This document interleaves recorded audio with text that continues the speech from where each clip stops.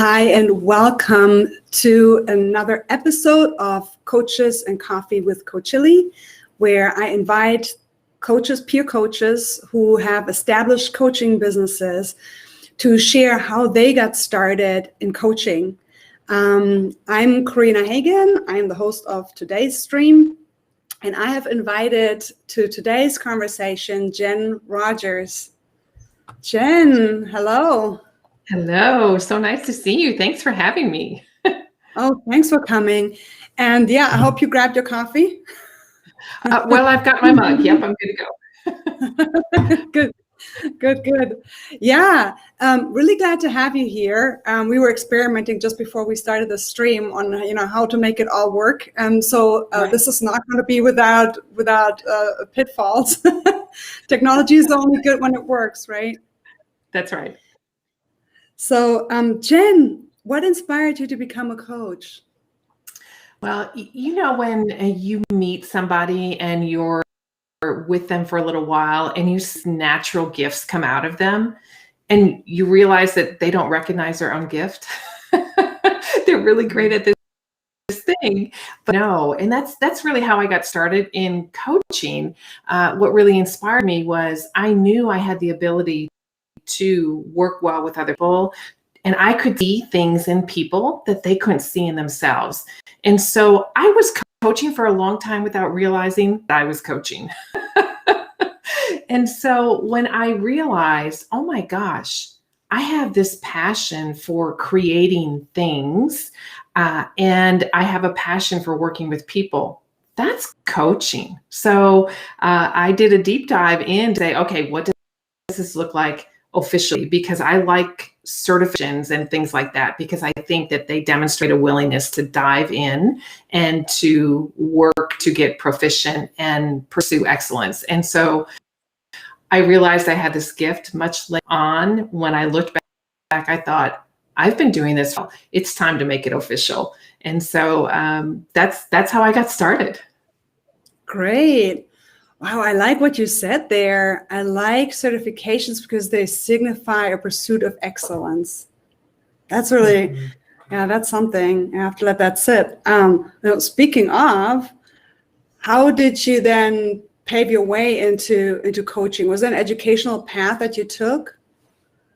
Yeah, there was. And before I answer that question, I'll answer it this way and say, that when couples get married and they create this instant family, oftentimes this starry-eyed love affair gets sucked into this black hole of chaos and confusion. And it's really, really dark in there. So you're in this blended situation and you thought that you had transferable skills. You thought that because of what you experienced maybe in a failed marriage or in your first marriage, if you lost your spouse, that you would be able to do better in the next one, if you will. And you realize that there are a lot of tools that you don't have, that you're not equipped to blend. And so when I looked for resources that had a Christian and how I apply who God says I am to this step family where I'm really struggling with an identity crisis, a role confusion, like every other week when the kids came and left, it was like I was two different women and I didn't understand it. And the pastoral counseling that my husband and I had before married didn't touch anything on blending families.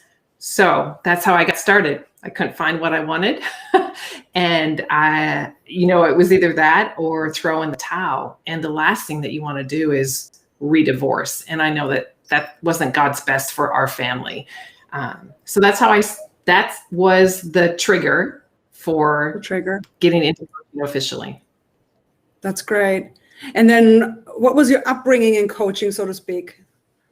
Yeah. So I've been with PCCI, which is the Professional Christian Coaching Institute, and I absolutely love them. And I went to them after I had done a year-long mentorship in a secular environment, and I realized that I was missing Jesus in the mix. So I was searching for how to apply Christian principles but I was going somewhere else. But what I learned in this year-long mentorship, it was significant. I learned about building your website. I learned about the crazy things that I know you're very familiar with, lead pages and email funnels and all of that stuff, which makes me want to cringe, but I can do it now. And so it's actually good in the sense of understanding that when I'm working with clients, they're struggling from where they are to where they want to go. Just like I was struggling, as a coach, how do I make this a business? And then in COVID and lockdowns, how do I move from where I am to where I want to go? And if I'm going to model that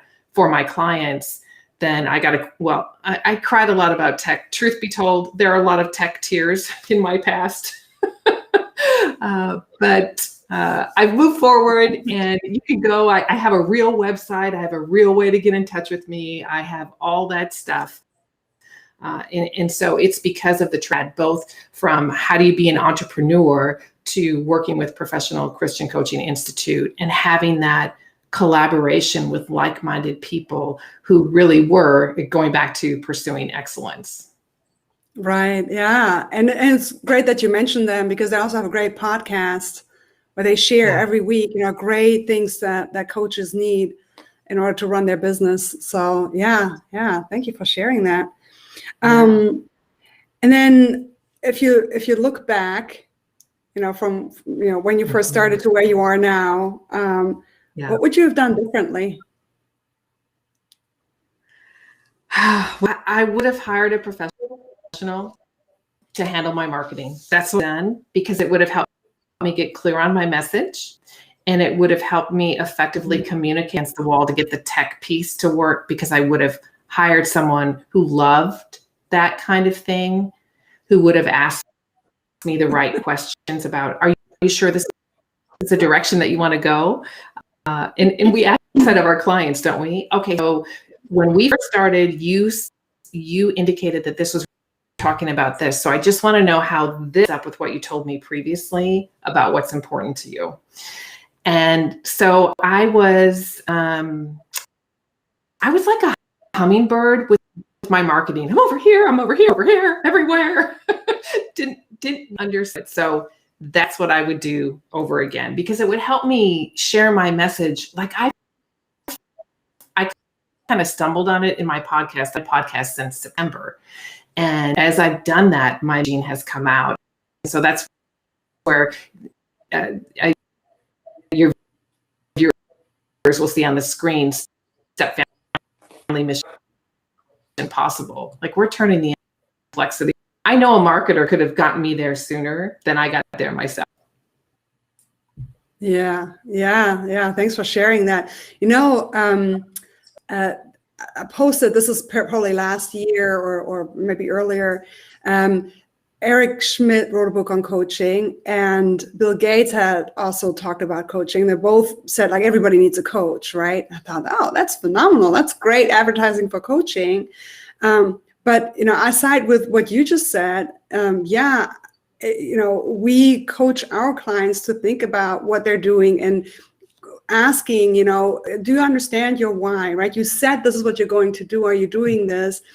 We need the same help, right? In starting our business, there are some things we're good at.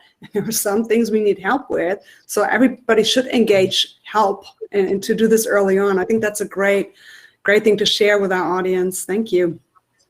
Yeah. Oh, sure. So I'm curious, do you have a funny or endearing story to share? The funniest thing that happened in your coaching? I do. And it's, you know how when you watch shows and they show all the bloopers, all the clips behind the scenes? I love those. And if I were to show a blooper, I was going on with my grandson. So he's 5, and he is just, I know all grandmas say and that their grandkids are great, but look, he's really great. Okay. He's like the greatest of the great. But 5 years old, and I had taken out my equipment and I was recording something for the podcast, and he was enamored. And so we did our own little mini podcast together where he got to record and see himself on the screen, and he absolutely loved it. And I think I giggled all the way through, but I would say that was the most endearing because he was curious and he just went for it. Gotcha. Oh, wow. Thank you for sharing. If we're coming, close to the end of this interview, what would you say? And this is the first time I'm asking this. What would you wish Coachilly as a community would add to share with other coaches that you would have loved to get help with? Like any type of content that should be covered. Mm-hmm. Yeah, I think it's more of I'm not sure how it would play out into content, but it has to do with mentoring. And as I look back on my career, so I'm an accountant by trade, even though I don't do that anymore. I haven't done that for a long time. But when I look back, I always valued mentoring and coming together with another person so that you could grow your skills. And it goes back in about earlier that a coach is really powerful in that even us as coaches need coaching too, so that we can get to the next level, deliver more for our clients. So I would say the topic of mentoring and maybe even creating a community where people are intentional about getting together and growing the coaching excellence. Oh, great. All right. Well, I'll take note of that for sure. I would also ask you as the audience, when you watch this video, comment down below the video and on social media, wherever we share this video, what you would like to see, so we can kind of gauge, temperature here. And so, Jen, thank you so much for joining today. I really enjoyed everything you shared. I'll go back. Some of the things I couldn't do right now because I had to moderate this is taking note of some of the things you said. They're impactful, really. Jen, people can connect with you at hello@stepfamilypodcast.com.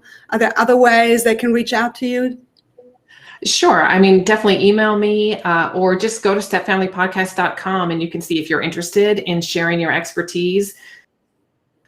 Whether or not you're in a blended family, relevant if you want to share your expertise, because your role as a guest, for example, do that to share that. And my role would be to relay it to blended families, because I can take aluminum foil and relate it to blended families, I promise. So if you're interested in being a guest, sharing your expertise, or you're interested in listening to the podcast, just go to stepfamilypodcast.com. Excellent. All right, great. That's how we handle that. Well, thank you so much for today. Thank you to the audience, and I'll see you next time.